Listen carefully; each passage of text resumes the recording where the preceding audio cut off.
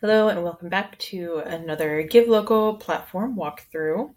And today we are going to be talking about the fundraising page, which can be found if you go to your setup and then going to the fundraising page tab on the top. The first thing to note about the fundraising page is right here at the very top, there is going to be a link. And that link is going to be your unique story URL. And so this is what you will send to potential donors and your board, as well as any other supporters that you want to help spread the word to.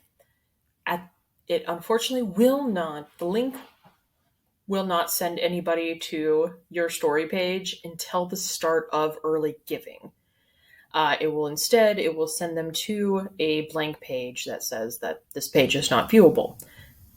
However, you can still copy and paste this and put it into communications in preparation for early giving and Give Local.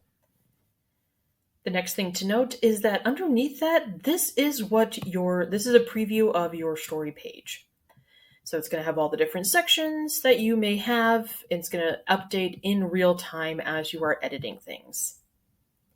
So most of your editing is going to happen through the various sections here on the right-hand side. The first section we're going to talk about is your title and actions. And so starting at the very top, your page title, that is typically going to be your call to action. So telling people when they first appear on your story page what it is that you are hoping to achieve in a very limited number of character space. And then the next section is just going to be your home link. The home link is what shows up here in the dashboard that just says home. So it takes people back to the main SPS Gives page.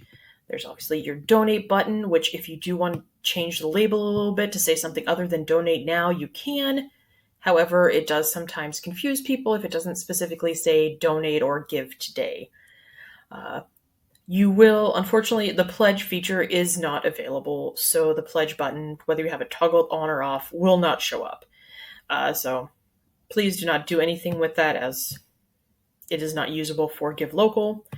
The Share Now button is going to, when somebody clicks it from your story page, it will auto-populate a small pop-up box with a list of options for a supporter to share your story through either Facebook, X, or email. X now being the name of what used to be formerly called Twitter. So then the next section is going to be this media section, and that's going to be this main picture that you see right here. And you can update that picture by clicking update and then choosing a picture from your files on your computer. And you will have a little bit of wiggle room in order to kind of crop the image. But unfortunately, there's not a lot of editability of images within this platform. You will have to use a third-party source for that.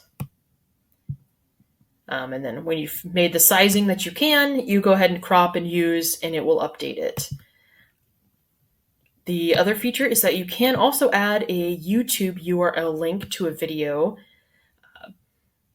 It is unfortunately only set to be used for to a YouTube URL, and essentially what will end up happening is there will be a little play button that will appear in the center of your image that then people can click when they come and view your story page, and it will start up a video. The next section we're going to talk about is statistics, and statistics is going to be, you want to choose what's going to best reflect your goals as an organization when participating in Give Local. If you are seeking funding specifically and you're focusing on fundraising dollars, you can show the funding stats. So you can do a total versus goal, total only, goal only, or you can just hide it entirely and then people don't know how much you've raised during Give Local. And so that is up to you which one you want to choose. You can also do the same thing when it comes to participation stats, and that's going to be in regards to how many donors participate and give to your Give Local story. The last one is going to be time left, and so this is going to be, you can show a progress bar as to how close we are to the end of Give Local, or you can have a countdown timer. We will have a countdown timer on the main SPS Gives website that people will see, but you can also have it on yours as well if you so choose, or you can just hide it entirely. To set up the goals, whether it be your funding goal or a participation goal, please go ahead and view the details video for more information on how to set that up. The next little section is one that's titled Theme. That is something that is not editable, so please just scroll past it and keep going. The main thing that we really want to focus on today is going to be your body content. So your body content is going to be this section right here. It's going to be right after your picture, so it's going to be the baseline and the main source of information that people will learn about your organization and some of the ideas, like ideals and missions and goals of your organization. So to open that, we're going to go to Open Text Editor. So starting with some of the editing abilities that comes here in this text section, just starting left to right. You start with the left. These are the different font sizes, essentially, is what these 3H are. So H1, H2, and H3. And you can see what those different sizes are when you click it. Those are shown here. So H1 will look like this, H2 will look like that, and H3 will look like this, will be the smallest one. You can also, there's paragraphing, so it moves the different spacings around a little bit as you highlight stuff. So, but then there's just like the basic bullets so that you can put in, you use the bullet points. You can have numbered. You can also have various indents, so page placements. So you can, talking about like the far left, center, far right. So just to put different emphasis on the text based on where you put it on this page. There is also the basic ability to use bold or on your text. So you can click that and you can bold it. You can highlight it, and you can also use a little pop-up that comes here, and you can italicize. And similarly, you can also use an underline. All of those are for various different ways to emphasize different texts and things that you want people to focus on the most. Something that is to be noted is that there is also the ability to put in hyperlinks into this body text. And what you'll do is you're going to go ahead and you would highlight the text that you want to kind of highlight blue and get underlined when you add in a URL. And you're going to highlight it, and it's going to pop up these 4 little options. You're going to click the last one that kind of looks like a paperclip. And then you're going to go ahead and type in or copy and paste a URL. I'm just going to put our website, the communityfoundation.com. And you type it in, and you have to hit either enter or return, depending on the type of keyboard that you have. But you have to hit enter, and then it will create the hyperlink. Now, if I did the same thing again, and I said www.thecommunityfoundation.com, but if I just click out, it will not make the hyperlink. It does require you to push that enter or return button in order to actually input the hyperlink. The last thing that is important to note about body content is you can also add images. So that one, you would just go ahead and click the image button. You would find the image that you want on your computer, and then again, you would upload it. It does, again, still have very limited editability and kind of resizing abilities.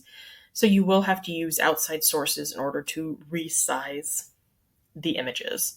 But once you get things set up the way you want, you will crop and use, and then it will upload into the space.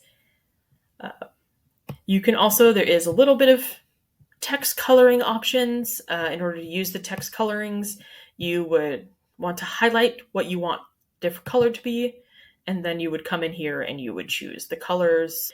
Then there's also the option of, if you don't want the hyperlink to be blue, you could choose a different color. Blue is the standard because that is where most people recognize as a hyperlink. Exiting that, the last little piece is that there is all these optional add content zones. So there's a whole bunch of different sections that go beyond the body content that you can use to help share the word about what it is that your organization's doing in the community and how other supporters can help you.